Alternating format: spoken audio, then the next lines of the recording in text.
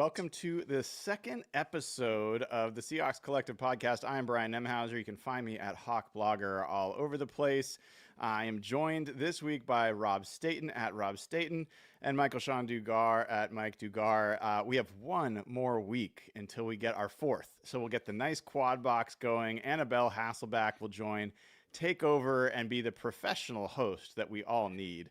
I will fill in for one more week, and then we'll get that full crew going. So looking forward to that. Hopefully Annabelle is enjoying her summer. Look, Mike and I just came from the Seahawks second padded practice where there's not one, but at least a couple of scuffles. I'm going to see if we can instigate a couple scuffles tonight but between this crew. We'll see what comes of it. Rob, how are you doing today, man? Really good, thanks. And I'm looking forward to hearing about these scuffles that you're talking about here, Brian. You know, this is when camp really gets going, isn't it? When the pads are on. So I'm interested to know who's been fighting who and whether this is a good thing or a bad thing. Yeah, Mike, first of all, how you doing today? Still down there at the VMAC? Yeah, I'm here now watching the grounds crew do their thing. This is cool. I like when I get to do stuff from the VMAT. It feels like more professional. Like, oh, hey, Doesn't I'm it? on site. I'm a writer, so I don't do a lot of like, oh, I'm reporting live from insert site here. So it's cool to knock that off every once in a while. It is, and it's actually kind of fun to see what all that goes on just to make a practice possible every day. Like the grounds crew, what they do, all the folks getting all the equipment everywhere. Like it's a pretty impressive production, just an NFL practice, let alone a game.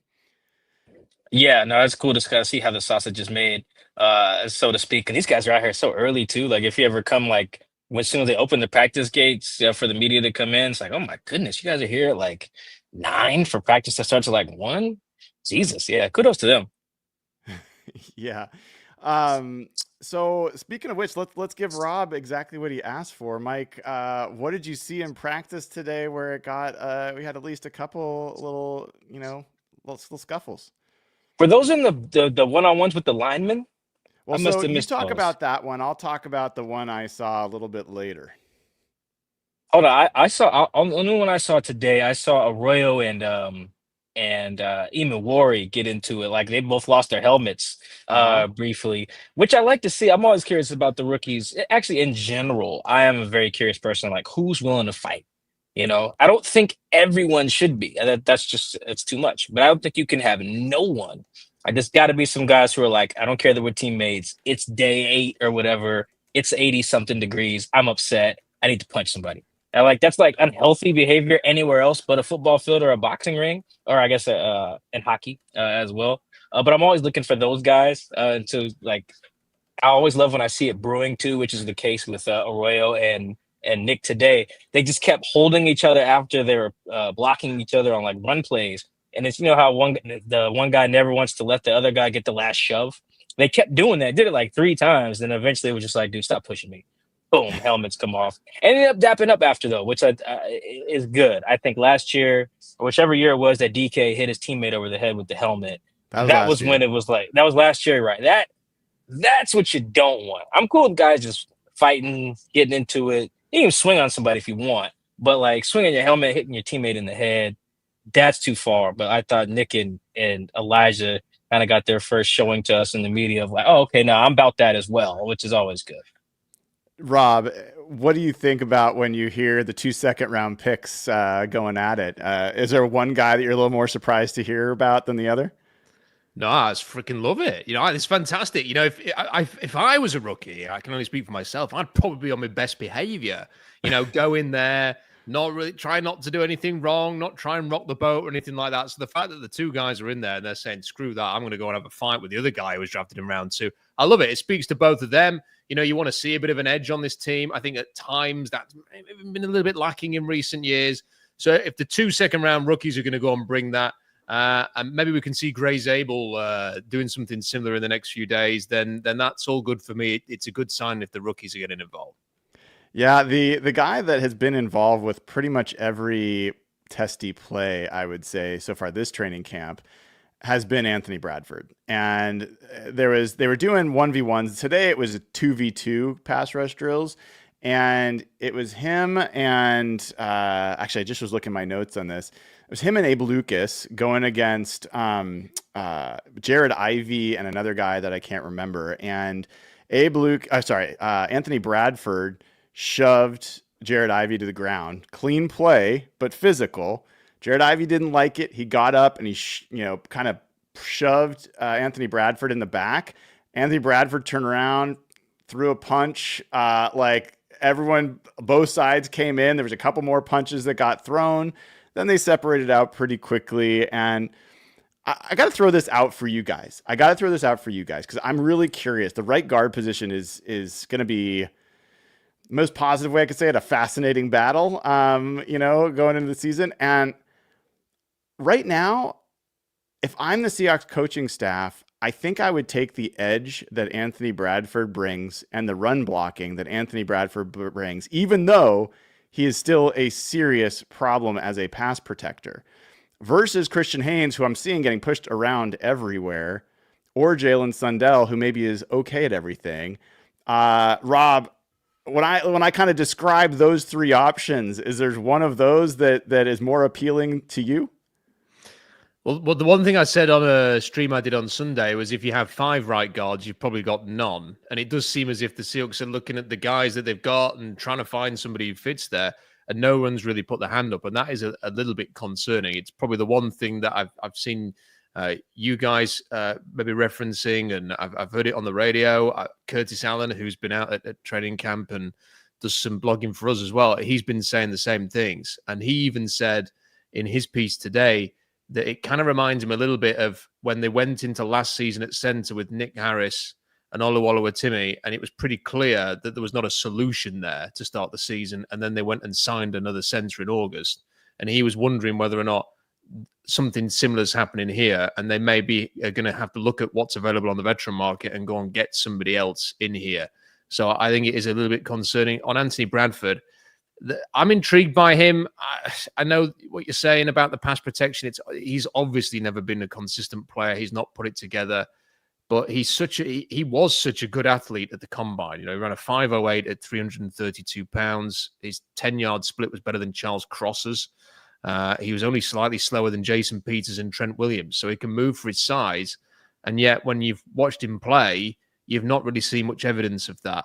So he has got some upside. If his run blocking is showing well at training camp, I would be tempted to give him a try. But then I suppose you could easily argue if they feel that Jalen Sundell's the best scheme fit, and this is a system that has relied on physical prototypes rather than necessarily who's the best athlete or who's the best run blocker, then maybe they're going to go in that direction instead. But it's hardly encouraging, isn't it, that they seem to have solved one issue at left guard, and now there's this developing problem at right guard. What do you see there, Mike?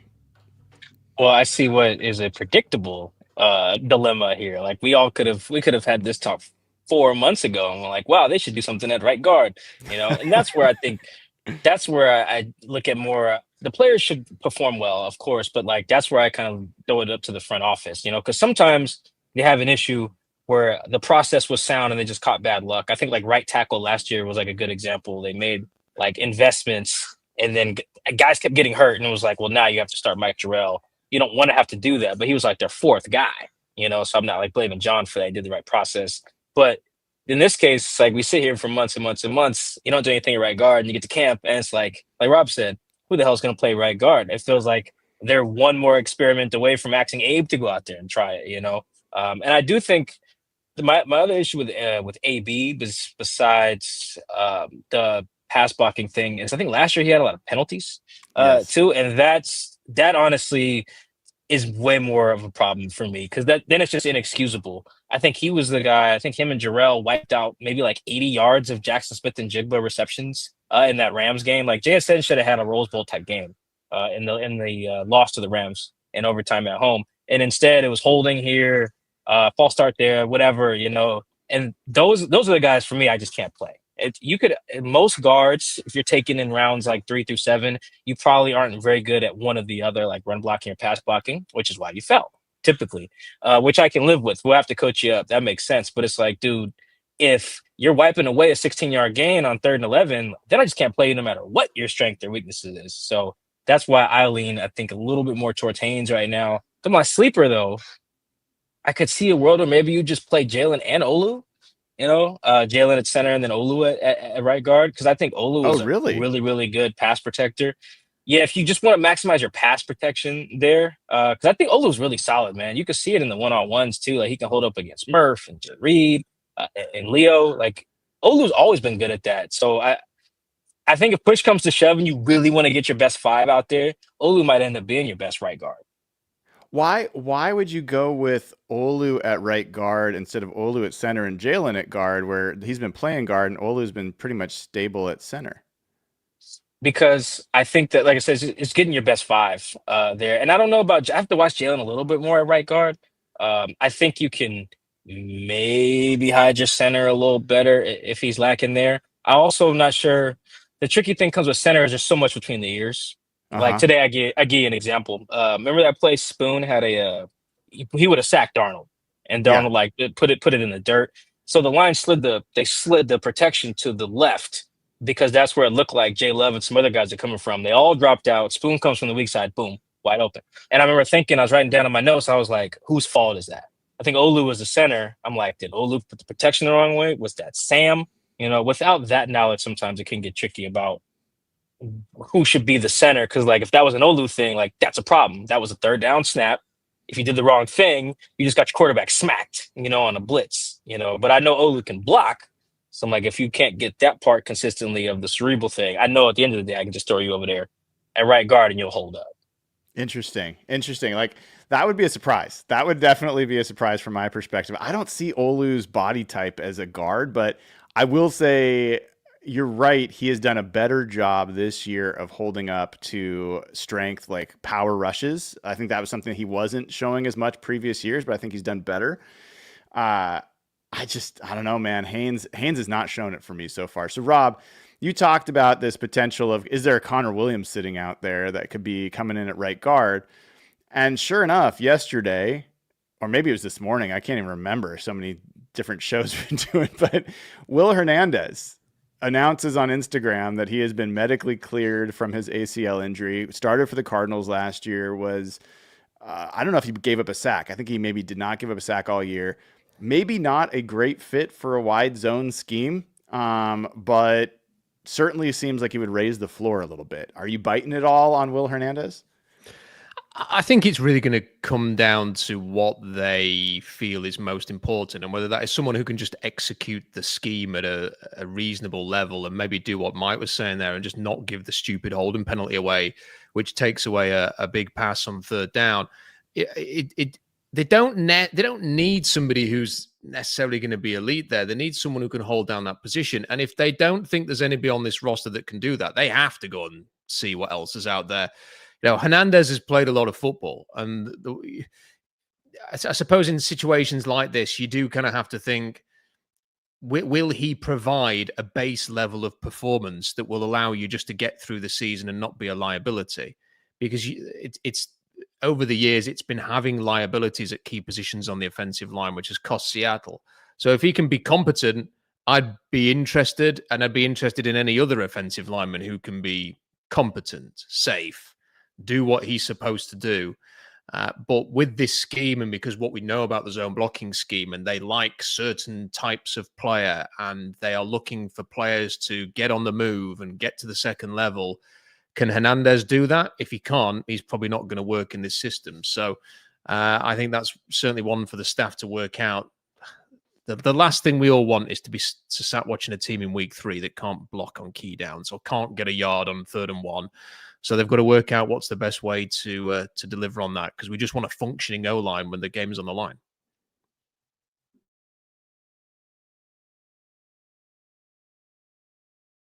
The story from the Seahawks perspective, Mike, is that offensive line room, the coaches, don't necessarily want a vet. They want to have young guys that they're working with, and maybe they've chosen this. Do you buy that? Do you buy that as a reason to do this? Do you think that they should be in the market for even guys like Will Hernandez coming off a pretty serious injury, or should they be working with the young players? I do think that there is like a world where there's a good starting 5 front line. And I'm like the biggest pessimist there probably is about the Seahawks O line in general. I think the last like 10 years of Seahawks football have kind of been. You can boil that down a lot to just like trench play in general. This includes the defensive line and a lot of those Mhm. years as well. So like I'm the big pessimist, but like I watch this, I'm like this can work. I really think, like I said, I'm growing on Olu because I think Olu can block really well. Like he was the whatever the center award is in college, like for a Remington. reason. Remington, yes, yeah. Like he can do it. It's that the power just doesn't always show up in the run blocking, which is odd. It's usually you get guys like AB who's like I can run block and then pass block, and when I have to go backwards, it gets a little tricky. Olu's like the inverse, which I don't think I've seen in my 9 years of doing this, which I guess isn't that long. Uh, I think there's a good five though. Like, and you could tell me, like, you can fast forward to the future, and if you tell me, Mike, they're gonna start against the Niners, Charles Gray, Haynes, Olu Lucas. I'm like, you know what? We, that can probably get it done. Like, there's a world where I'm like, that doesn't stink. And I like saying doesn't stink. Rob said competent. Those are synonymous in this regard because I really feel like if that Yeah. was just the if that was what the O line was in the last like 5 6 years, they're like that's +2 wins I think almost every year. It just not stink. That's it. Just because you can go down the list pretty much every year. Like, well, if the O line was just okay, they win. Insert game here, insert game there. So I'm a little bit higher on just like you got the guys, go make it work. I do think they can do that because like trying to throw someone in like that can go either way. It can go like the Connor Williams thing, or it can go like the Dwayne Brown thing in 2017, which was a great idea. I think anyone they sign now will probably fall into the Connor category, particularly if you're talking about somebody coming off injury like Hernandez. Yeah. Yeah. I mean, it is the high risk, high reward path. And if they're able to walk this line and come out with a competent or not bad offensive line, whatever description you want, then they'll have one of the youngest competent offensive lines in the game that can grow together and potentially be in a really good spot for the next few years. Rob, if I had told you that after 1 week of camp, Mike, who's a self-described pessimist, and me, who is probably the optimist, but also been really critical of the offensive line approach for the last decade, both were saying the offensive line, we can see a path to it being reasonable. What would your expectations be with just that knowledge? I think that'd be really reassuring to hear you say that, and I've heard what you've been saying, Brian, about that, and it is encouraging. If they can get, as we've been talking about, an offensive line that isn't a liability, that can just do the basics right. They have a defense which is looking terrific. I think there's every chance based on what you guys are reporting and what everybody's saying, and reading about Nick Manwari and his interceptions and everything like that. And everything's coming together. Derek Hall sounds positive, and the way he's connecting with DeMarcus Lawrence, that defense does sound as if it's primed to take another step. And if they can have a top 8 unit on defense, and then you have an offensive line that can do the basics, that will give you a chance to run the football and make some key plays, this is a football team that can win a lot of games. That is what you need. It's, I suppose, from a Seahawks perspective, we've just seen so many bad offensive lines over the years. Until we're actually watching a game of football 6 weeks into a season and go, do you know what? We don't talk that much about the offensive line at the moment. It's probably going to have to be seen to be believed from the Seahawks fan base and everybody else. So I really hope it's true. I'd love nothing more than to be in Seattle in week 1, watching that game against the Niners, and being able to turn to Robbie I'll be with at the game and say, this offensive line's doing pretty well. We're not talking about it. And that would be a huge plus, especially against Nick Bosa. So fingers crossed that's going to be the case. All right, You Mike. know how you guys know how there's like sorry to cut you off, but you guys Go know ahead. how when there's a regime change, sometimes the new players that get asked like, hey, what's new about insert thing? And they say something that just like makes the previous regime look like really bad. That's happening with the Jets right now, if you read quotes from them. But like I was talking to Olu the other day, and I was just like, hey, what's the difference with the staff? Just one of those simple softball questions to just figure out what's new. And he was like, yeah, there's just a lot more clarity now on what we're doing. Mm-hmm. And he kept talking. And then I missed the back half of his answer because I was just in my head like, clarity? What the hell? And then when he stopped talking, I said, "Hey, what do you mean by clarity?" He was just like, "Yeah, there's just more rule. It's very clear what the rules are for what we have to do." And he gave a longer answer too. I don't have it right in front of me, but just that just really stood out to me about just how rough things were last year, just from a coaching standpoint. Again, a predictable outcome. You hired an OC who had never coached in the NFL and an O-line coach who had never coached in the NFL. And what do you know? It wasn't very clear. Their instructions to the players weren't very clear on how they should operate things or problem solve, which I think is the biggest way that the lack of experience shows up in the NFL. You just don't have the problem solving tools in your bag. Like, oh, we're seeing this. How do we fix it? On the fly. You don't get that much time during the week to fix stuff. And it's not surprising that Olu was like, yeah, we just have more clarity on how we're supposed to do things, what the rules are when we encounter this, and that. I was like, oh my God. I wanted to ask him, like, are you okay? How bad was last year? He wouldn't say that. He's a good team guy. He would never say that. And we don't have the type of relationship for me to ask him that. We all saw how bad it was last year. Yeah. That just really jumped out as just something simple as like, it's very clear what we have to do, a lot clearer than before. I was like, good God, man. Last year was so rough that I imagine that you really just changing the coaches can just get them to a higher baseline. I still don't think you just go from being, let's say they were 28th best O-line last year to like 8th with just adding Gray. I think that's just too optimistic. But just being, just not stinky for most of the year, like just don't be the reason you just lose division games. That would be a nice like barometer right there. We go through all 6 division games when we're done in week 18 or after the season ends. Like how many times was the O-line the reason they lost one of those 6 games, assuming they didn't go, 6-0. That's like the measure because you guys know there's so many games.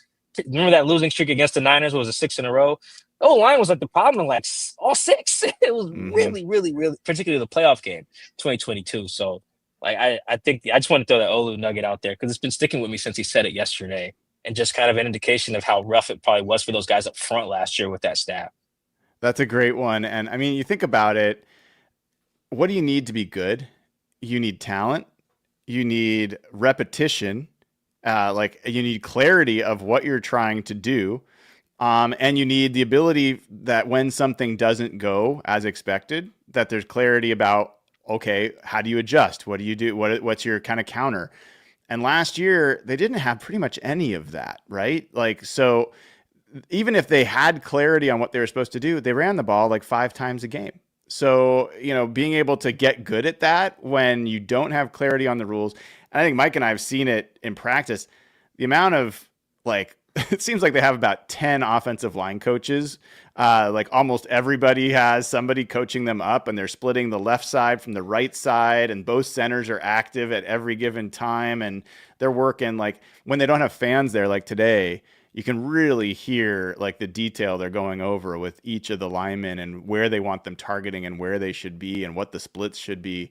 It feels a little bit different than maybe a lot bit different than last year. Mike, I'm going to ask you something, and then I'm going to come to Rob next on this. If all you had to go on was this first week of training camp and you had to write essentially a preview of what the Seahawks season's going to be, what would be your lead in? What would be your like high level top of your story thesis for what this season would be for the Seahawks?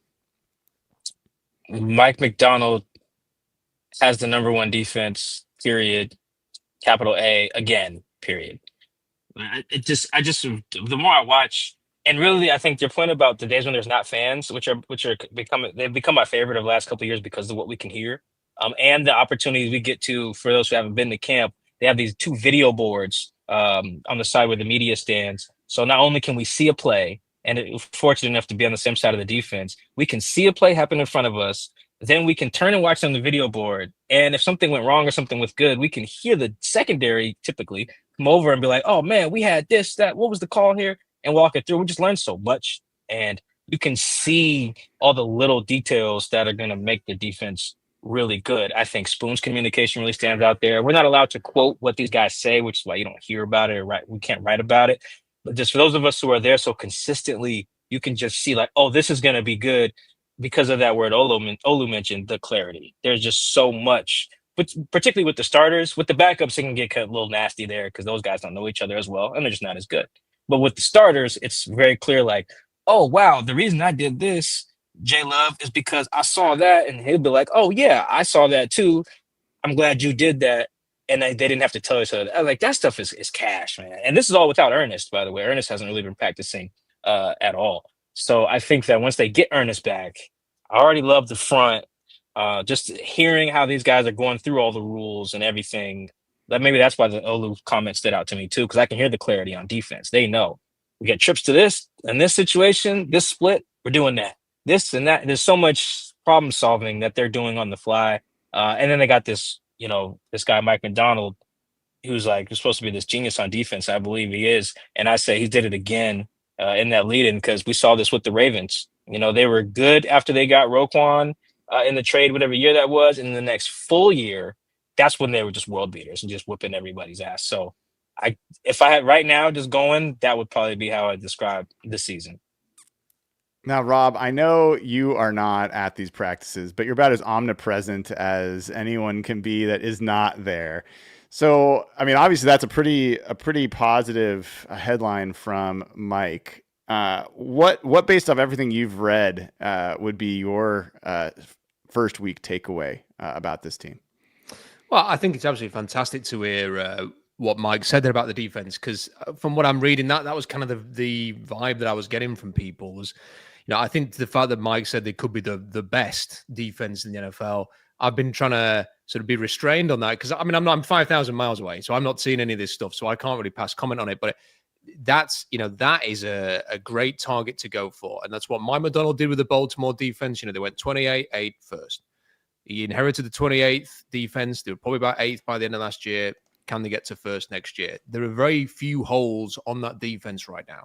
Yes, you're looking for somebody who can develop as that top end pass rusher. Is there a player on the roster who can do that, who can be that sort of lead dog when it comes to, getting those big sacks on key plays, making sacks on first down, not just on third down when it's in a favorable down and distance.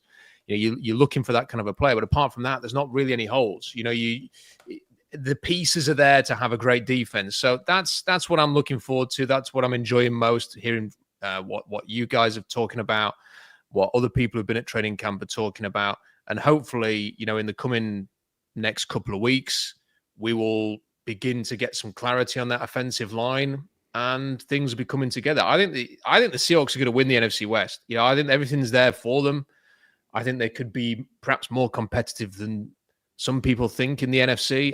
I'm not suggesting they're going to get to the Super Bowl or anything, but I do think they've got a chance to get to the playoffs and be a real pain in the backside to play this season. So I'm optimistic with what you were saying and what I'm reading. It's fascinating to me because I think the defense certainly has looked really good, and I certainly believe in what Mike McDonald can do. I also still have real question marks about the offense. And the thing that's challenging here is if the defense is truly the number one or even a top 5 defense, then the bar for how good the offense has to be, it drops, right? Like the bar is not as high. If you're holding people to 15 points a game, you only need to score 16, right? So, and the thing that I can't quite get out of my head is, as good as Mike McDonald has been as a defensive coach, it took him half a year in his first time at Baltimore to kind of get the personnel and get things going. It took him a half a year last year to get his defense kind of the right personnel and get going. How realistic, Mike, is it to expect Clint Kubiak to come in with a new quarterback, a new scheme, new receivers, young offensive line, and for that offense to be good enough to pair with a really good defense and be a playoff team? Yeah, that's right. I'm with you. I'm skeptical. That's why my headline did not include the offense, because it's just so much wait and see for me. Because it's not like I can't think of an offensive.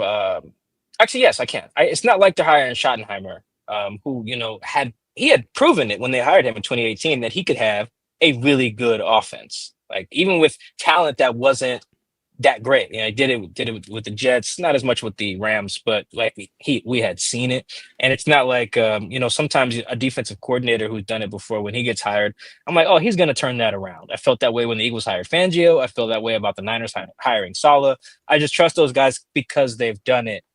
And Kubiak, I'm not as high on, he's just coming. It's almost like last year, remember, the floor I thought for inside linebacker was so low because I wasn't high on Tyrell or Jerome Baker. So when Ernest came in, he didn't have to be Fred Warner to make it feel like he made such a big difference. And I think that's where Kubiak's kind of benefiting from in the big picture. And that like Grubb was so bad that if Kubiak just is not bad, it'll feel great. But that's not enough to get you to where you want to be. These guys are Super Bowl or bust in their minds, whether they should be or not is whatever, but they are. And it's like, well, is this guy gonna get you there? Because I think the teams that can get there are the teams that can win in the margins on offense, like who can get there on third down or whatever. Like when you get the ball with 2 minutes left, you know that you guys are gonna rock and roll. You're gonna make all the clutch plays.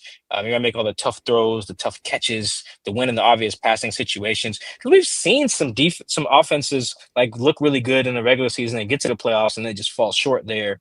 And sometimes it is those offenses that are predicated on like, all right, we're going to run the ball, make sure we're always in third and manageable. It's like, well, you're not going to be always in third and manageable. There'll be a playoff game or a high leverage week 18, week 17 game where it's like, bro, it's 3rd and 7, you're down 6. You can't play action right now. Like, everybody needs to just buck up and beat the guy in front of them and make it happen. Does this offense have enough to do that? I feel like this offense is probably going to remind us a little bit of the Packers with Love. Like their offense is very similarly predicated on like, let's run the ball, play action, like a very QB friendly scheme, O-line friendly scheme as well, actually. But like when push comes to shove, they didn't have enough in the passing game to make a run. They just didn't. Now part of that's because they don't have a number one receiver, but just in general, they just didn't have enough juice. And that was with a great play caller, I think, in the floor. So now I'm going back to Kubiak. I'm like, dude, the bar is, if the goal is to just go to the wild card round and put up a fight, well, yeah, sure. But I don't think that's the goal. Actually, I know that's not the goal. And if it's not, then yeah, I can't help but just be skeptical of what they have on offense. Not just the O-line. I'm talking about the play caller, receivers, and the quarterback. Yeah, it's interesting, Rob. I have been really wondering about whether they have enough dynamic talent, especially in the passing game on offense. And I started to wonder out loud this morning, do they have like a vertical threat? I know MVS is fast and Torrey Horton's fast, but it feels like this offense is a lot of horizontal boot action, like running crossers, running digs, running like, corners. And like, maybe that's just, and you think back to like the 2005 Seahawks. That was not, Joe Jurevicius was not beating anybody deep. Darrell Jackson was not beating anyone deep. Even the 2013 Seahawks, it wasn't like as great of a deep thrower as Russell Wilson's. Doug Baldwin was not like a deep threat necessarily. Golden Tate was a pretty good deep threat. But like, how important do you think it is that the Seahawks develop like a downfield threat as they're trying to figure out this offense? I actually don't think it's that important at all. And I think that's from watching all of the years of the Shanahan offense. When you watch the Niners, especially when they've beaten Seattle at their best over the years, there was always a play on 2nd and 10 or 3rd and 7 or something like that. And it'd just be a slant and you could see it developing right off the snap and you knew exactly what they were going to do and they'd convert it and the Seahawks couldn't stop it. And it was well schemed. The quarterback read his keys and he made a play. And you would often watch the Niners move down the field against Seattle and it would be passing plays like that. It wouldn't necessarily be the big explosive play downfield.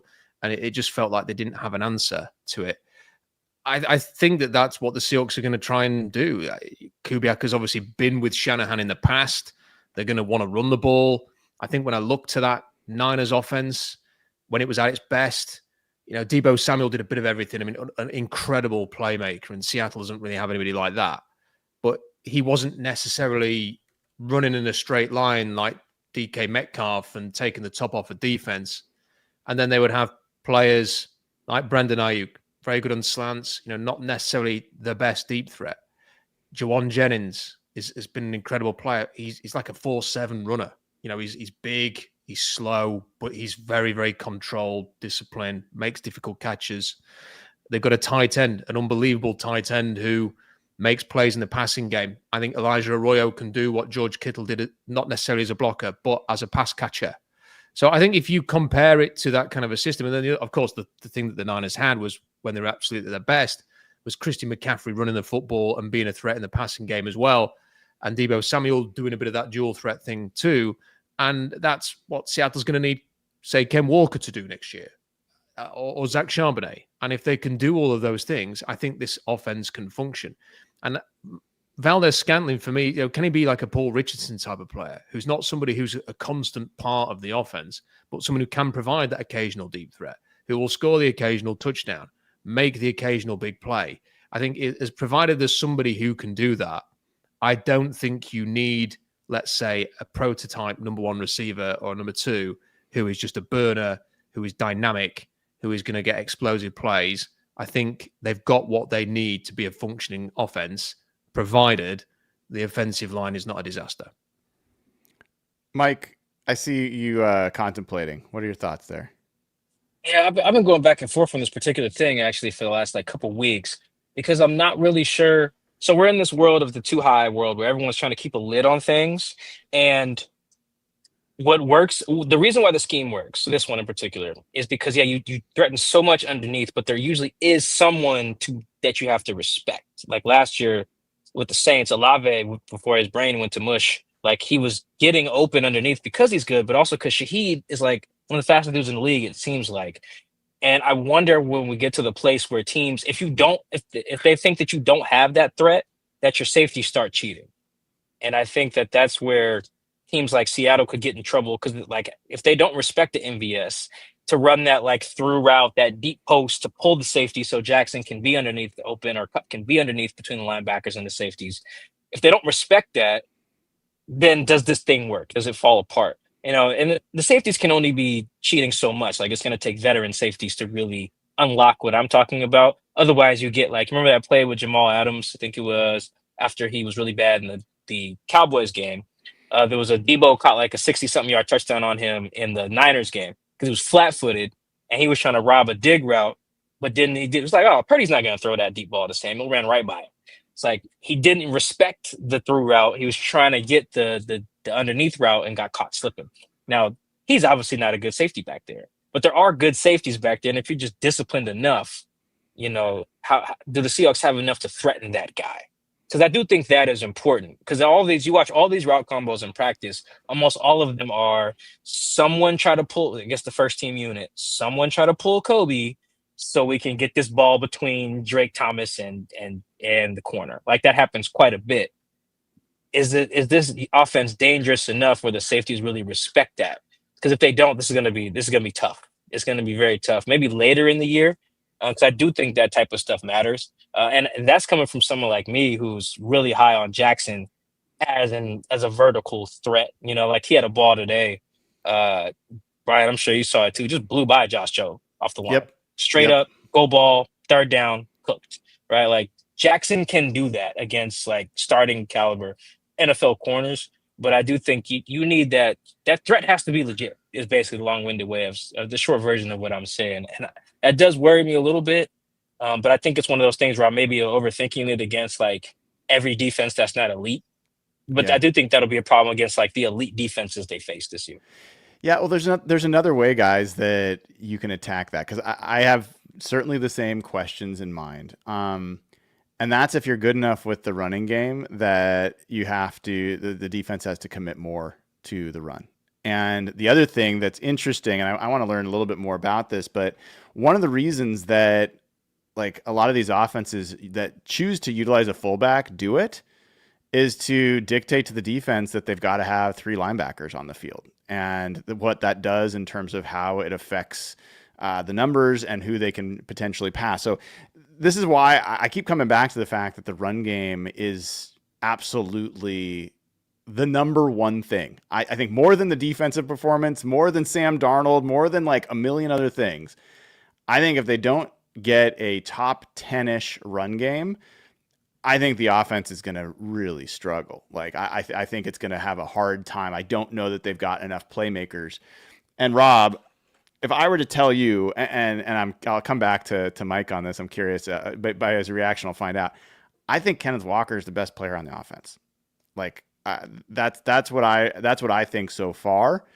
If that proves to be true, what's your expectation about like how much this team will lean on Ken Walker, how much they will run versus pass? How are you kind of imagining this offense come together? Well, Ken Walker's got all of the talent in the world. I mean, if he stays healthy, I can't remember every name off the top of my head right now, but I can only imagine there's probably Saquon Barkley with as much natural physical talent as Ken Walker in the league. And the problem with Walker is that he just hasn't been able to stay out there. I can remember the game against the Broncos week 1 last year, before we knew what the offense was going to become under Ryan Grubb. I remember thinking this guy could easily lead the league in rushing yards if they were going to actually run the ball. That was a premature thought. Or maybe he could be amongst the leaders because the talent is there and he can make things happen. He can hesitate sometimes and he tends to dance a bit too much in the backfield when he gets caught up, and maybe there's a bit more discipline that he needs to show when he's running the kind of plays he needs to run. But he is just such an incredible player. And look, you saying that he might be the best player in the offense is not a surprise, because on pure talent, you would think that he'd be right up there. It's simply about being able to stay on the field, not getting banged up. And there's no better time for him to stay on the field, play through the pain, make sure he's out there than in a contract year.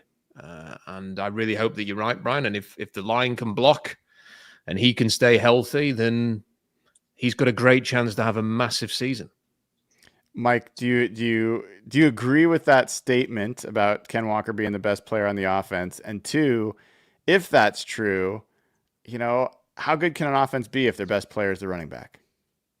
No, I think Jackson's the best player on the offense. And I think that if Ken was the best player, that's bad. Because then you get like 2023 Giants type situation, whatever last year Saquon was in New York, where it's just like, oh, you have this guy and he's good, but no one else is as good as him. And he's just running into brick walls. I think that the Raiders could run into a very similar situation where I guess they have Bowers, but it wouldn't surprise me if like Genty is their best player on offense this year, and that's a problem. Like that just can't be your guy. Like I think if the Seahawks want to get somewhere, Charles has to be their best player, or Abe, or even if it's Gray. I don't think it matters that much. Just someone up there, like someone who blocks. That's not Robbie Oots. Like if Oots is the best player, that's a problem too. I think. Yeah. The reason why I'm higher on Jackson than Ken, because I think that I don't want to say this without making Ken seem not smart. I just think Jackson processes the game a little better. Like Ken with the reads is like real shaky. Like he does not trust his eyes consistently. Like there's a lot of like you'll see. I'll watch the film. Now I got the benefit of watching like all 22 angle and slow mo with replays and stuff. But I'll be sitting there looking like, wow, was the run did Ken just not hear the call right, or did everyone block the wrong way, or there was just a lot of that. I remember talking to running backs coach Chad Morton about that a lot in the 2022 season. When Ken was really good, it was like he just needs to trust what he's seeing a lot more. Stop cutting everything back. I think he had a talk with Ken about that in the halftime of the Chiefs game. They ended up losing, but if you guys remember, they came out and Ken ran the ball a lot better in the second half of that Chiefs game. They ended up losing in December because he talked to him like, yo, hey man, the play is supposed to go here. You are a freak athlete, but every once in a while, my man, just go there. That really helps out our line. You get cutting stuff back. Guys get holding calls. You got no one to help block you if you get down the field. So I don't think Jackson really has that problem. Like he did as a rookie. I think he ran the wrong route several noticeable times. At least once in the Thursday night game, he has the one-handed catch against the Niners. Another time against the Cardinals. I want to say in his rookie year as well. I think he stopped doing it as much last year, which helped having like 1,100 yards. So I think Jackson's upstairs is a lot better. The physical talent, yeah, it's probably about the same. But you be around this league long enough, you realize that everyone's big, strong, fast. And it's not just run 4-3, jump high, whatever. If that's the case, DK would be the best player in the league, right? So, or be the best receiver. It's just as physically talented as anybody. I think Jackson upstairs is the best. But either here nor there, if Ken is the best, that's a problem. That's how you go like 6-11 or something like that with like the 21st best offense or something like that, which is how people start getting fired. Isn't the point though that if really that all of those players could have exceptional seasons? You know, Jackson Smith and Jigba could be amazing, but the offense, if they're trying to run the ball a lot, maybe he's not quite the best player on the offense. Charles Cross could have a great year. Gray Zabel could have a great year. The offensive line could be competent like Raskin, and that might just be enough for Ken Walker to have a really prolific season if he stays healthy. And then the offense is performing at a higher level than perhaps many people expect. Ken Walker is the best player and is producing fantastic results, but the team's still succeeding, and a lot of other players are playing well. It's just that maybe Ken's playing especially well, and therefore you're not just a 6-win.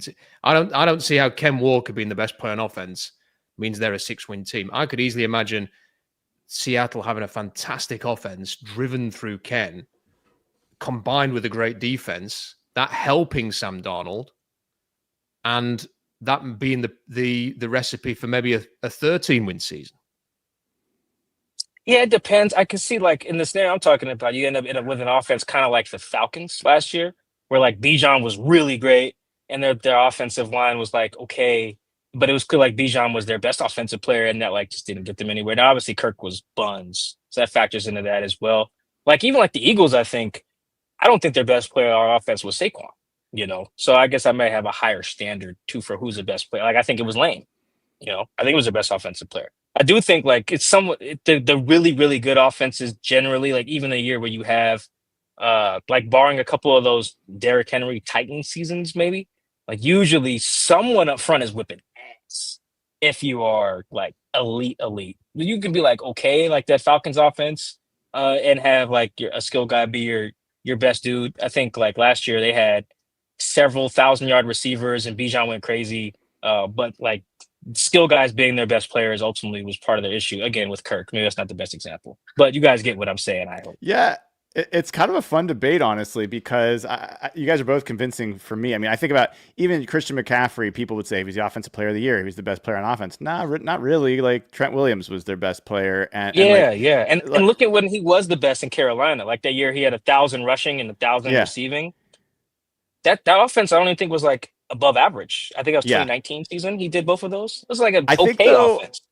I think though that there's probably different interpretations because I think Rob and I are thinking about it in one way, which is he could be the most productive or perceived to be the most valuable player. He might not be the best player. Like, because I do think, I think for Ken Walker to be the player that Rob's talking about and that I'm imagining, either John Benton or Marshawn Lynch, one of those two has to sit him down and say, look, the same conversation that Tom Cable had with Marshawn Lynch, where Marshawn Lynch, we all know, like nobody doubts how good Marshawn Lynch was.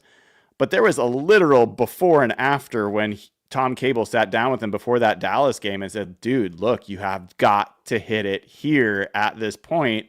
And he was a different player after that. And Marshawn will tell you the same thing. And if John Benton can't convince him, I would hope Marshawn could, because if he does that, and then you've got, I don't know if you saw this today, Mike, the way I did, but I thought Charles Cross and Gray Zabel had a very good day today. Like I thought the reason the run game looked better today, when I was going back and watching the replays after each play, a lot of them was either Gray Zabel pulling or Gray and Cross leading on the left side. I don't think they're Hutch and Walter Jones over there by any stretch, but it seems like there's a potential for them to be an above average left side of a line. Yeah, it's funny you mention that. I just turned in my story that's going to go up on The Athletic today. And yeah, I kept noting all the big runs were on the left. Now I'd have to see like the exact schematics of it, but like the touchdown run Halani had earlier in practice was to the left. I think that was with the second team O-line though, but like the first team O-line had a big run in a team period. I'm looking at my notes right now. I think it got marked down of like a 10-yard gain, but that's like assuming J Love makes a really good open field tackle on Halani. J Love couldn't do that. That's probably why the ref was like, okay, it's down. But like, there's certainly a world where Helwani just takes that to the house if he wins the foot race against Spoon. So like that was to the left as well. I was kind of noticing that going through my notes today. I was like, oh, the left side, hey, kicking ass a little bit. So yeah, I think that that's not a coincidence. And you know what? They could have a year, like I said, they're not Jones and Hutch, but they could have a year. I think where it is as simple as like, let's try to just run to the left as often as we can because that's where we're good. Like, Uh-huh. I don't think there's anything wrong with that either. I thought the Niners used to spam that a little bit as well, because they had Trump. It's like, let's hit it over here. And I think you got to do that. You kind of see the Lions weaponizing their O line in that same way. Sometimes they're like, "Yo, man, Panay's on it." So whatever we got to do to make him the point of attack on insert run here, we're gonna do it. Like I think that the light bulb might turn on there for Clinton and Benton too, where it's just like, yeah, right side is cool, but like 76 and 67 are going to lead us to the promised land. So let's just build as much stuff as we can to get them at the point of attack, whether we're pulling, running that way, whatever it may be. So yeah, today I'm with you. They had a good day. Rob, this gets to me. The last thing we're probably going to talk about, last couple minutes, is quarterback. And the question that everybody had going into this training camp was, how's Sam Darnold going to look? And as we're talking about the 2005 Seahawks, we all talk about Sean Alexander and Walter Jones and Steve Hutchinson. Do you have a recollection of what Matt Hasselbeck's stat line was, what his touchdown interception ratio was, and what his rating was? Because I have it in front of me, I'll tell you, but I'm curious. Do you have a feel for what it was?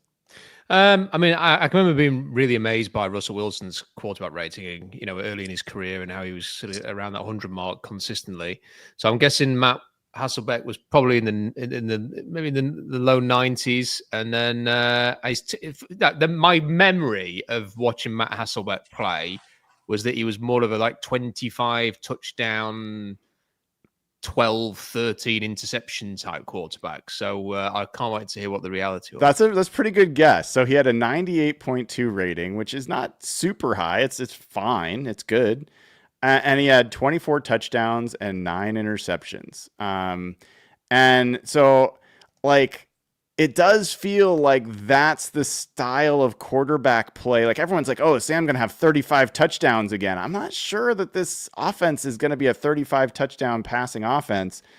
But Mike, through the first week, what's your current perspective? Is the arrow pointing up or down on Sam Darnold? I think the quarterbacks in general are just having a little bit tougher time now that the pads are on. Because this is when the D line's ripping it a little bit more. Because I feel like they're taking it easy on their guys up front on the O line. Because like, man, I'm not about to hit you with a bunch of spin moves while we're in our draws. I'm not about to do that. But now it's like, oh, it's on. Let's show up. And I think just anecdotally, it feels like the quarterbacks have played a little worse the last couple days. Like there were some good throws today, but even just charting it, there were 3 picks today as well. One of them, the last one by Jalen Milroe, was because of pressure right in his face. Right away. But I think overall Sam's doing okay. But I think I'm a arrow down just because the defense is turning up on them, and in a way that was expected when the pads came on. Like the decisions don't seem to be as sharp. Like Jalen's first pick today in 7-on-7, that was the bad throw. AJ Finley just jumped all over it. It was late. Drew Lock's pick today, that Pritchett guy, that was awful. It was an awful decision. That was a bad traffic. decision. It was across his body. Like it was an early down too, so you didn't have to force that. It was just awful, And I think that's what happens when the pressure starts to get to you. Like and that's one of my characteristics for quarterbacks is I need you to be a good decision maker, I need you to be accurate, and I need you to be tough. That's a very important part. The only thing I really think that's good about this little quarterback show on Netflix is that we get the microphones on when they get hit, and they're showing that. That stuff is painful. It's hard to peel yourself up off the turf and keep making those throws. And so, yes, I expect training camp to be sharp because can't nobody hit you.